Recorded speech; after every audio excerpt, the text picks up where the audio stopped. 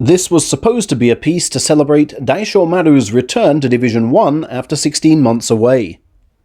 Sadly though, because sumo rankings charts are still decided by huddles, counters, and large paper sheets, even in a pandemic, and the rankings committee need never explain their decisions, he's been kept back in Division 2.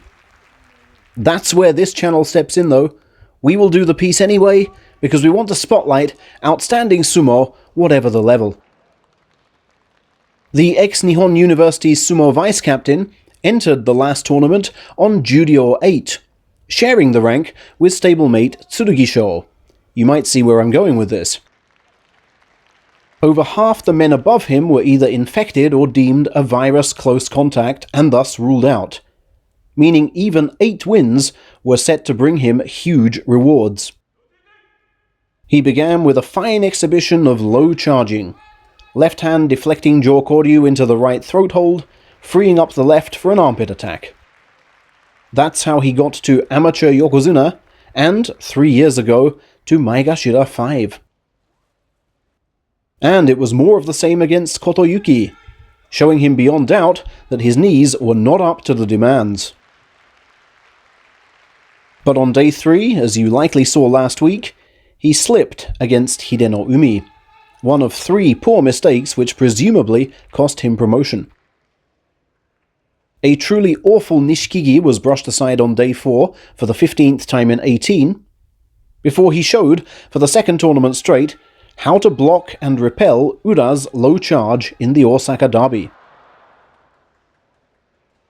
And Daishomaru clearly won the initial charge against far larger Hakuyozan too.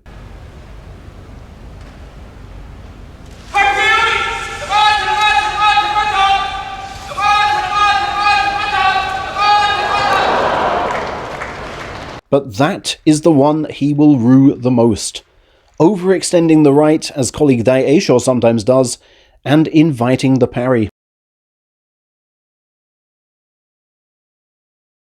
He made amends the next afternoon, charging as he did against Jokoryu on opening day, and flipping Mitoryu from the left, allowing the right a diagonal throat hold more difficult to parry. He then cushioned the charge, absorbed a face slap, and exploited Yago's creaking knees on day 8.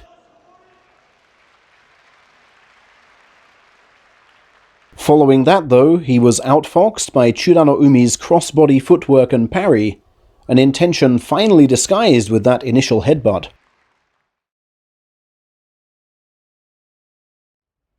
But Daishomaru again avoided successive defeats against a worried Oho, simply letting the tensor frame fall forward.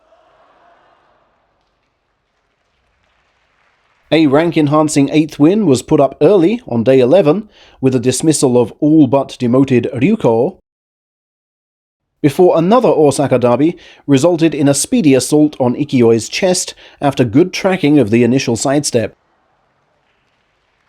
14 months had passed since he'd last reached 4 in a row. Here was his chance to change that record against unfancied Tohaku Ryu.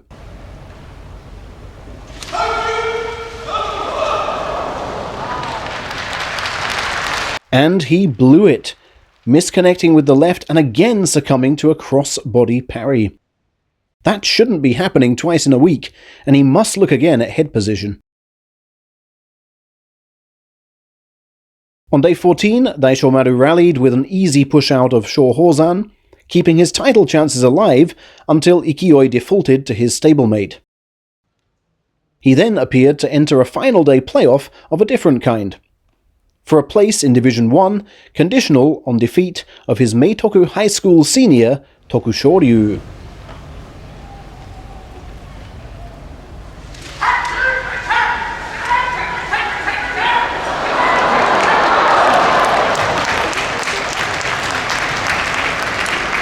The larger man's left ankle buckled again, presenting Daishomaru with an 11th win, his second best showing in 7 years of professional sumo.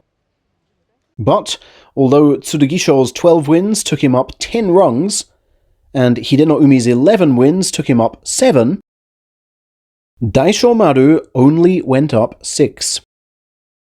We know there are various factors at play. a title should be worth a bonus point or two. Hideno Umi beat 2 top division men to Daishomaru's 1. And, had stablemate Dai Amami lost on day 15, he would surely have gone up in his place. Sometimes, the dice just don't roll in your favor. Just remind yourselves of how close Dai Amami was to going out. It's a shame the judges have not valued Daishomaru's 11-win feat more highly, but we value it here. Good sumo is good sumo, no matter the division or competition. And if the result is the appearance in March of a more intense and motivated Daishomaru than we've seen for some time, maybe a greater good will come of this.